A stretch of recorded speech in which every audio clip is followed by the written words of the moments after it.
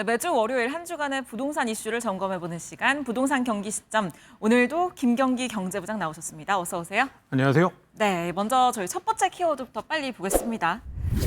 네, 1년 뒤 27억 된다. 이거 어디 얘기인가요?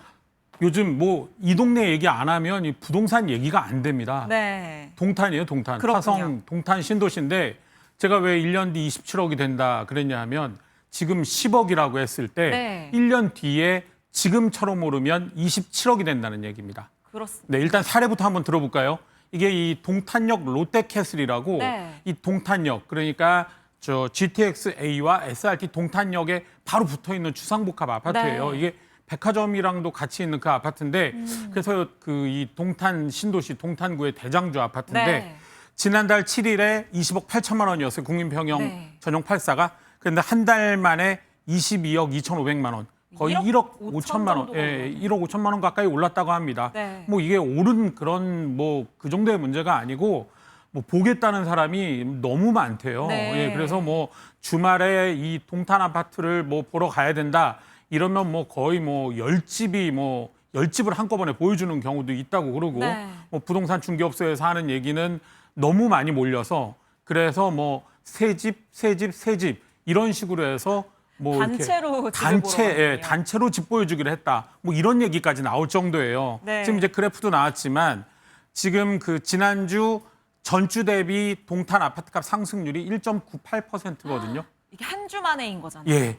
0.6 바로 전주의 3배인데 네. 제가 부동산 기자를 하면서 거의 매주 이 부동산원 통계를 봤는데 1이 넘는 것도 거의 이례적이고요. 네. 1.98이라는 거 처음 봤습니다. 지금 서울도 아닌데 사실 예. 반도체 머니가 대단하다고 예. 하지만 어떻게 예. 저렇게 갑자기 예. 급하게 오를 수 있는 건지. 이게 참 뭐 이 아까도 말씀드렸지만 이 1.98로 52주 연속 오르면 이제 정말 이 10억짜리가 27억이 되는데 네.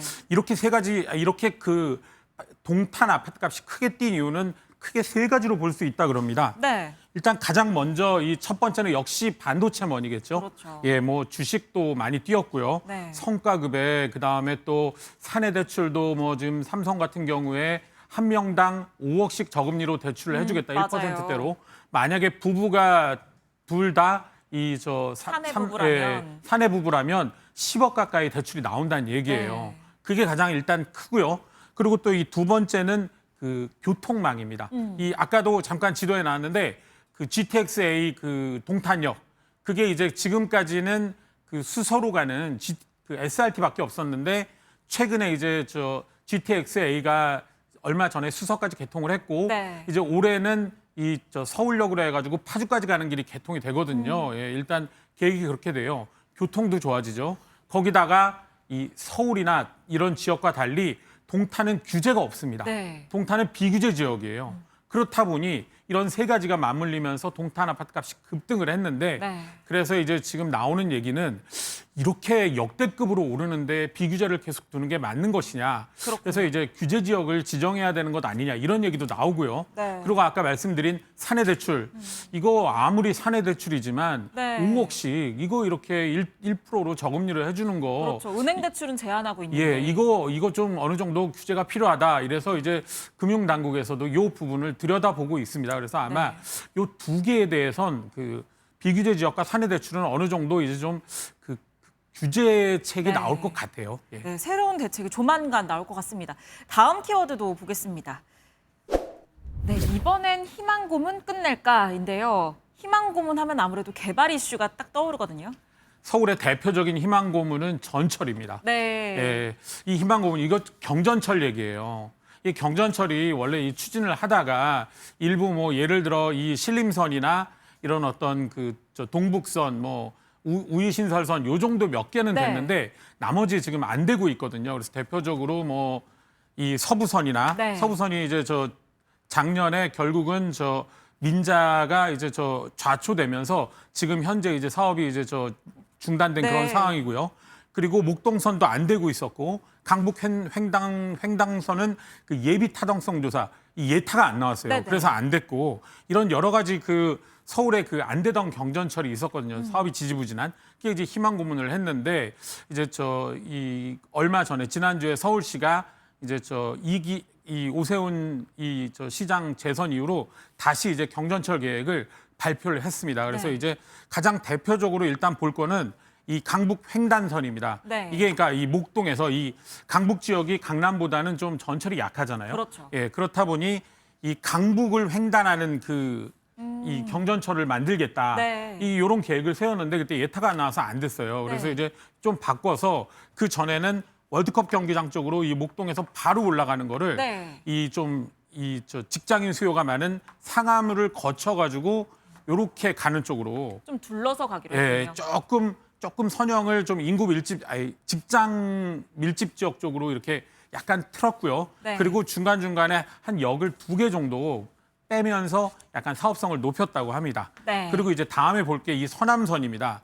이 서남선은 원래 이 목동선, 네. 그러니까 요 서부 트럭 터미널이라고 있는데 여기서 이 당산역으로 가는 그게 메인이었거든요. 네. 그리고 이제 이렇게 뭐 신호를 잠깐 꺾던가 이제 그랬었는데 이거 역시 이것도 사업성이 떨어졌었어요. 그래서 이제 이번에는 대폭 개편을 했는데 본선을 이 마곡지구에서 가산 그렇군요. 디지털 단지역 쪽으로 이 남부순환도 타고 이 본선을 이렇게 만들고요. 거꾸로 요 서부 트럭 터미널부터 당산까지 가는 지선을 연결해서 네. 그래서 이게 사업성을 높였다. 네. 이렇게 말하는데 실질적으로 반응이 주민들 반응이 요건 요번에 되지 않을까. 뭐 요런 얘기도 나오고 있어요. 마곡이 또 워낙 인구가 많아지고 예, 있고. 예. 그리고 이제 난곡선이나 그다음에 뭐 신림선 북부 연장 여기서 여의도에서 잠깐 올리는 거고요. 요 서부선 남부 연장은 서울대 입구역에서 서울대 앞까지 네. 정문앞까지 들어가는 그런 6개 총 경전철을 이번에 다시 이제 추진하겠다고 발표를 했는데 네. 뭐 일단 서울시는 이번 달에 시의회 의견을 청취를 하고 그리고 공청회도 이번 달에 다 마치고 다음 달에 이제 국토부에 승인 신청을 하고 이 연말까지는 고시를 한다는 그런 계획입니다. 그래서 네. 뭐 잘 될지 이번엔 뭐 정말 희망 고문이 끝날지 지켜봐야 될 것 같습니다. 네. 다음 키워드도 개발 이슈 관련인데요. 보실까요? 네, 반발에도 금싸라기 땅 속도전. 이게 그린벨트 해제와 관련된 거라고요. 예, 이거 그 경부고속도로 양재에서 낀 서리풀지구 얘기입니다. 네. 예, 이 서리풀지구 이게 서초라는 뜻이라 그러더라고요. 그래서 이 서초구의 이 서리풀지구인데 1지구가 이렇게 그 경부고속도로 끼고 18,000가구로 이제 계획이 잡혔고요. 네. 2지구가 여기가 서초 공공주택지구인데 그 바로 위에 여기에 서리풀 2지구가 있습니다. 근데 1지구는 2월 달에 공공주택지구로 이제 지정이 됐고요. 네. 이번에 이제 이 서리풀 2지구 2,000가구 규모가 공공주택지구로 지정이 됐죠. 네. 그래서 이제 1지구와 2지구 합쳐서 모두 2만 가구의 이제 공공주택이 들어서는데 근데 이제 이 정부는 지금 현재 공급이 시급하니까 그렇죠. 예, 공급 문제가 시급하니까 최대한 빨리 지금 속도를 빠르게 하고 내겠다. 있고 그래서 2월, 6월 이렇게 해가지고 이번에 이 2만 가구의 가장 금싸라기 사실 그 양재역이 가까운 거의 금싸라기 그렇죠. 신혼부부들 이 강남 출퇴근 수요 그 신혼부부들의 관심이 큰 곳인데 네. 그래서 이제 2만 가구의 그 공공주택지구 지정을 완료를 했어요. 그래서 이 절반 이상은 그 미리 내 집 뭐 이런 어떤 신혼부부들을 위한 장기 전세 주택 네. 이런 어떤 공공주택으로 이제 공급을 할 예정이거든요.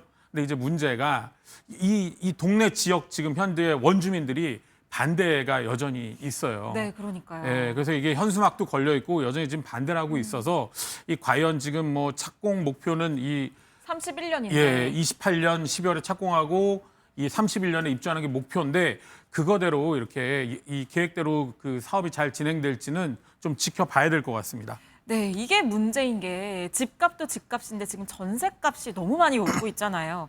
전세 구하시는 분들한테 지금 이렇게 개발 말고도 또 호재가 좀 있다고요?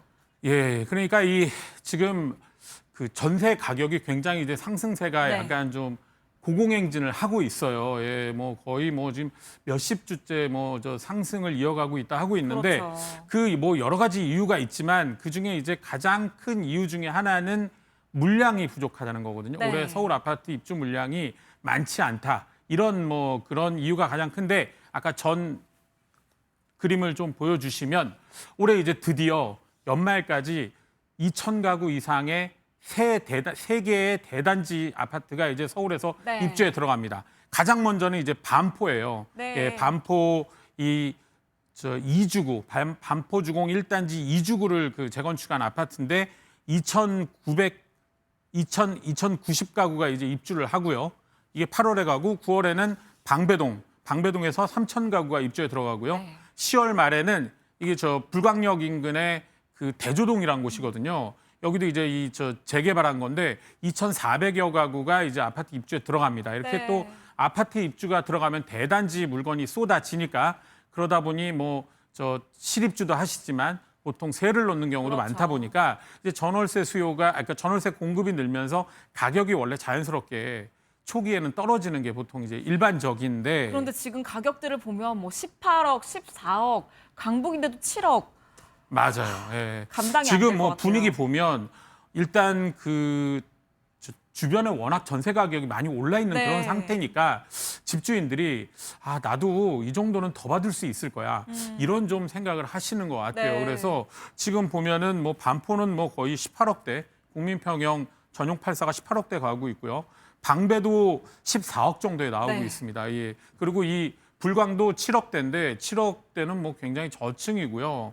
뭐 조금 좀 층이 좋거나 좀 여유가 있으신 분들은 뭐 8억까지 부르고 이러다 보니까 아. 저 이 대단지 아파트 거의 2,000, 2,300, 2,500 하면 한 7,500가구 정도 네. 나오는데 이런 그 대단지 물량이 아파트 입주에 나옴에도 불구하고 이 전세 가격이 그렇게 내려가는 그런 모습이 보이지 않아서 그래서 약간 좀 좀 우려를 키우고 있는 그런 상황이에요. 네, 갈수록 서울살이가 팍팍해지는 것 같습니다. 오늘의 핵심 질문 저희가 준비했는데 경기에게 물어봐. 네, 오늘의 핵심 질문입니다. 그동안에 집값 상승세가 좀 주춤했었거든요. 그런데 이 주춤했던 상승세 이제 이대로 끝인 걸까요? 막 오른다는 얘기가 있어서.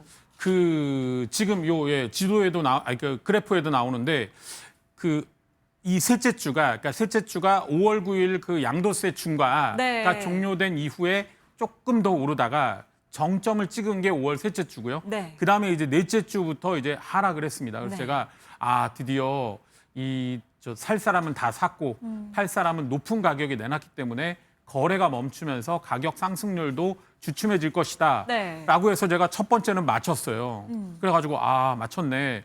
그랬는데 그 다음 주도 여전히 같은 상승률을 이어가더라고요. 근데 다시 또 고개를 좀 그러다가 들어요. 지난주에는 소폭 올랐습니다. 네.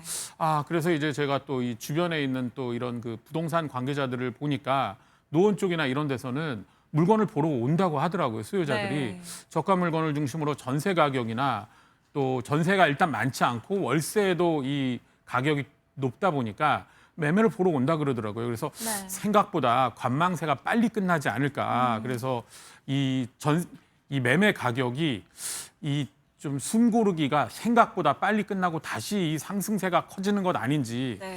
보통은 통상 그 여름 휴가 시즌을 전후로 해서 보통 움직이는데 네. 그거보다 좀 더 또 빨리 움직이는 그런 상황이 벌어질 거 아닌지 좀 우려스러운 그런 상황이거든요. 그래서 네. 정부가 약간 그런 그 가격이 더 오를 거라는 그런 기대 심리를 빨리 꺾어주는 그런 네. 여러 가지 종합적인 대책이나 그런 방안을 좀 만들어서 수요자들을 좀 안심시키는 그런 조치가 필요해 보입니다. 네, 추가적인 대책 마련이 시급하겠습니다. 오늘 말씀 여기까지 듣겠습니다. 감사합니다. 고맙습니다.